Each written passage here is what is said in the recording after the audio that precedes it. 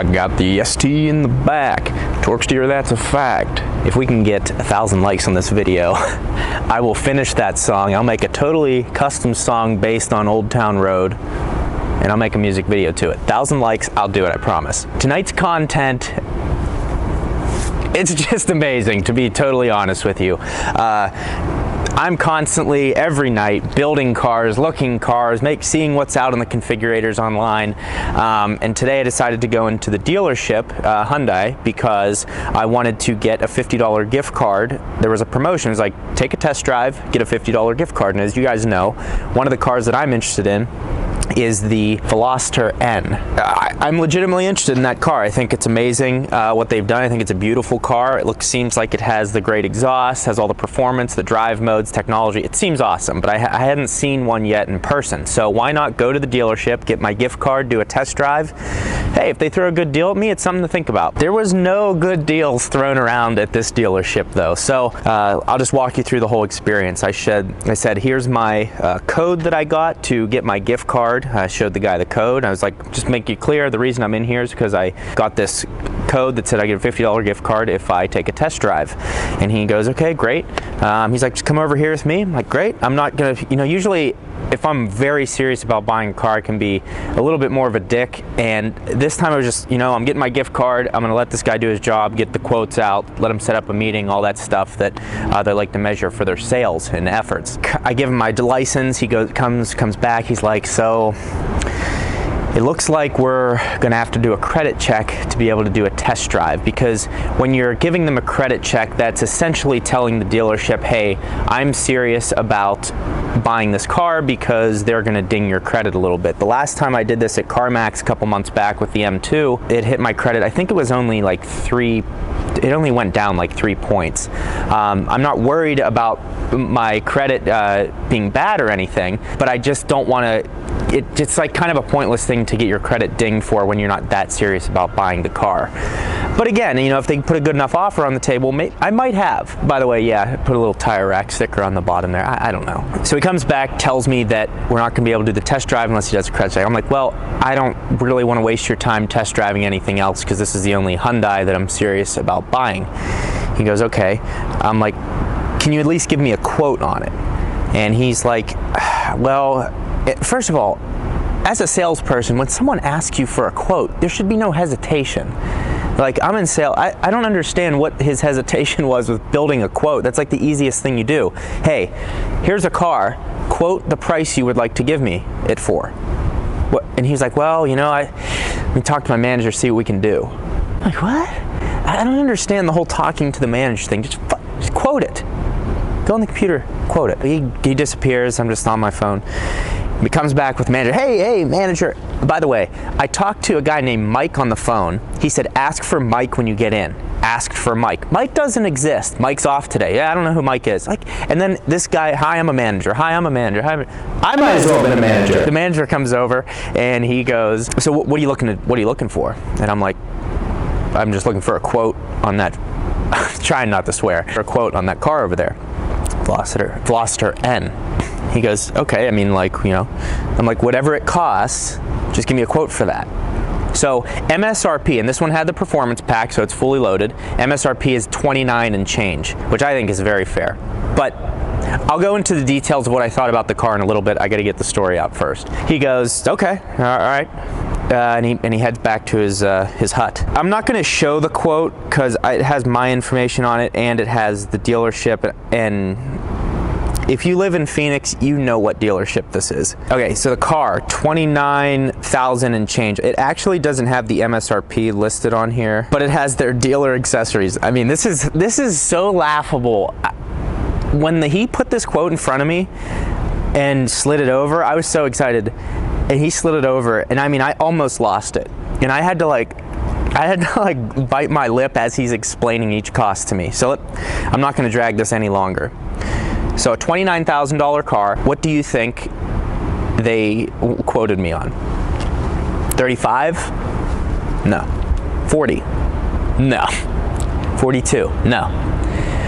$44,943.27 for a $29,000 hot hatch that has front wheel drive and a lot of plastic. At $29,000, I have no issue with all of that. But when you put $44,000 down on the piece of paper, and you have things like a Golf R, which you could get for about the same price, probably a little less, or a Audi S3 entry level, are you kidding me?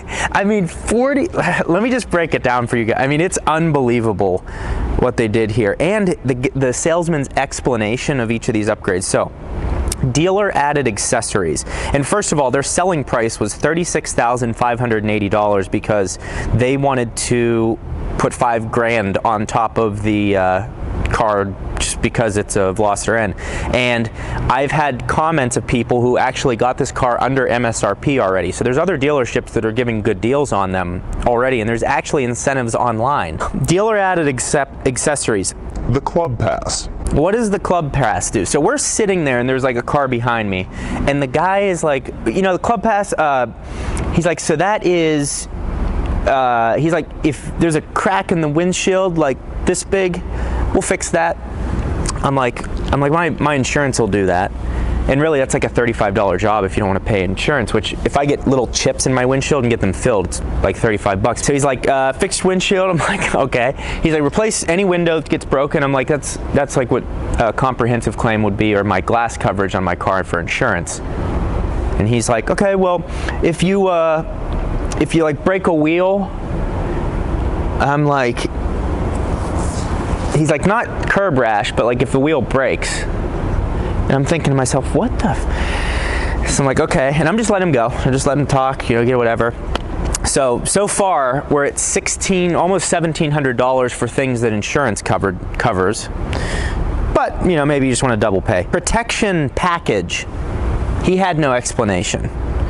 Window tint, $499. You could get a top-of-the-line 3M, Expel, whatever window tint for about $300 to $350 in Arizona. So that's not like a crazy add-on there, but I highly doubt they're using top-of-the-line tint on the car.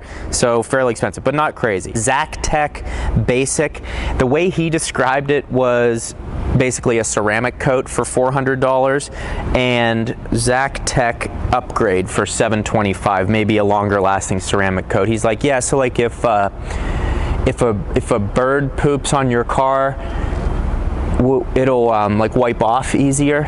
An acid rain. I'm sitting there like having to like squeeze my balls to bring some pain to me so I don't bust out laughing. $44,000, and just the fact that the manager comes over to me and asks what I'm looking to do, like I worked at a Fortune 500 IT company before switching to my current job. I sold over $10 million worth of products in my 4 years there, and never once in my 4 years there did I ever sell something over MSRP. If I did, I might have gotten fired, or my customer would have just lost trust in me. Because, again, it is different because some cars can be limited edition.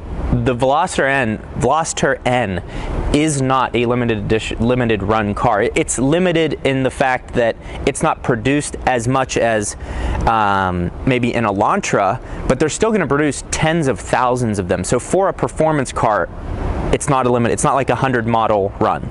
You get what I'm saying? They wanted to charge me $44,000 for it, so obviously I just walked out and took that information and couldn't wait to make a video on that. Pretty terrible. So let me know what you guys think. If you own Veloster, what did you pay for it? Let me know in the comments below. Now, what did I think about the car? So I did take some pictures of it. We can show you here. The shifter, the shifting position and the throws felt so good. The way this car engaged each gear, I just put it through 1, 2, 3 just as I was sitting there in the showroom. Feels amazing. Shifter position, the width of it, the diameter of the shift knob, all felt great. The downside though is if you take a look at this picture, let's look at the e-brake. The e-brake looks like a Little Tikes kitchen knife handle, and the rest of it is Little Tikes plastic, which, you know, Little Tikes plastic is durable, but I mean, there is plastic all through this car. I was really surprised to see that. Seats are very comfortable. Again, nothing special, no leather. I don't think they're heated. But there is a ton of plastic. Now, for a $29,000 car and understanding how serious the engineering was behind it, I'm okay with that, because the touch points are just, that's where they put the money, and obviously the suspension, the wheels, the engine, the whole test development, all of that is where the money went clearly in this car. So I'm not that worried about it. My problem is I have an ST that is a 2016, and it's higher quality than that is. Performance is not there with the ST compared to the Veloster N. Is, you know, the Veloster is it's a faster car. It just is. It has limited slip differential, it's lighter, all that stuff. For $29,000, I can live with that plastic.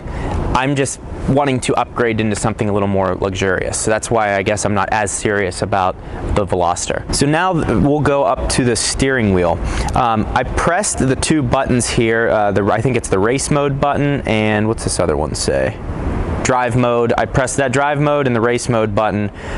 The clicks on them, not cheap feeling. They feel great.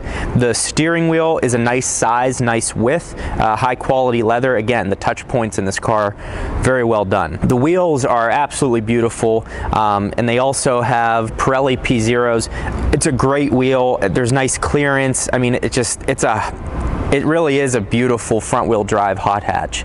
Also, the vents, the slits in the front of the car, if you look at this picture from the front, are functional.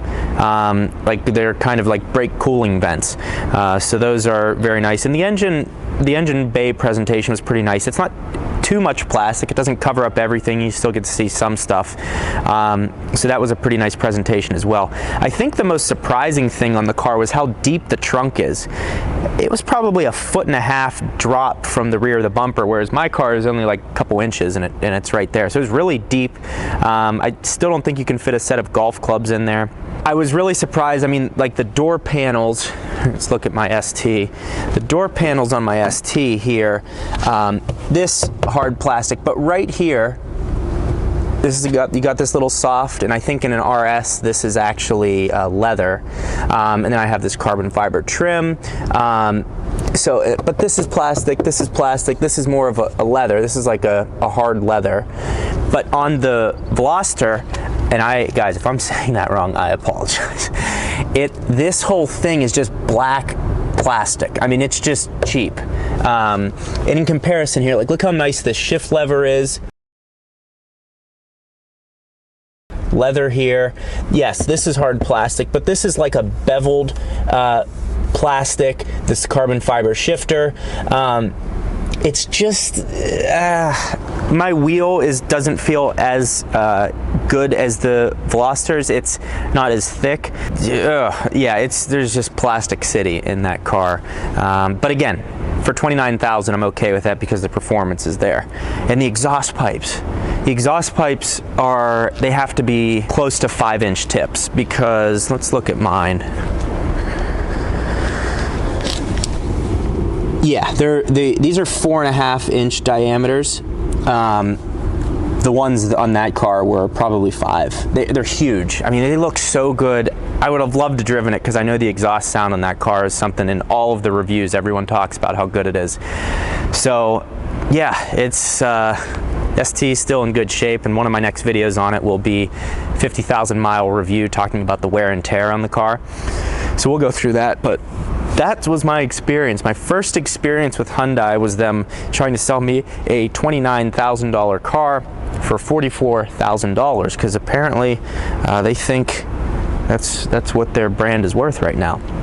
I'm not denying the fact that that's an amazing feat of engineering, that car, the N, but give me a break. Like, they should be trying to get as many of those sold as possible and getting them out on the road, getting people like me to start YouTube channels and take pictures and do all this stuff and become the brand ambassadors for the brand to get other people to buy. I've probably, since I started this channel, have been a huge part of, I'd say, over 100 STs and RSs being sold, because, and I have the proof. I mean, I could go through the comments and emails and direct messages of people saying, like, you're the reason that I bought an ST because of all the videos I've done on it. And when dealerships are marking them up to a point where you're like, screw them, I'm going to go buy an STI or a Golf R or an SI or a Type R.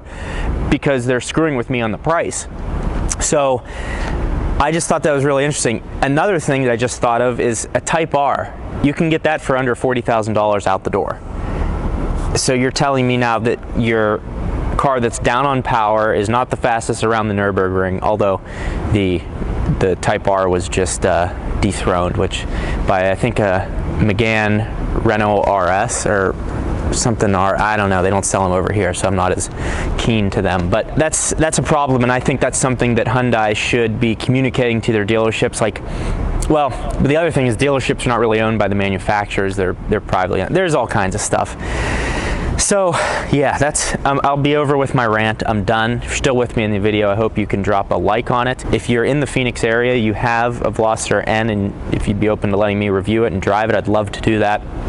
But that was my experience with them. It was an unfortunate one, and I hope that they can do better in the future with their other customers, because it's a great car, but it's not worth what they're pricing it at. So thank you guys for watching. I drop new videos every Tuesday at 9 p.m. Eastern Standard Time, and then sometimes, like this video, I will sprinkle in there throughout the week. But those are that's when I generally drop videos, so you can rely on seeing them then, but I will drop in some bonus videos when things like this happen every once in a while. So thank you all for watching, and we'll see you next time.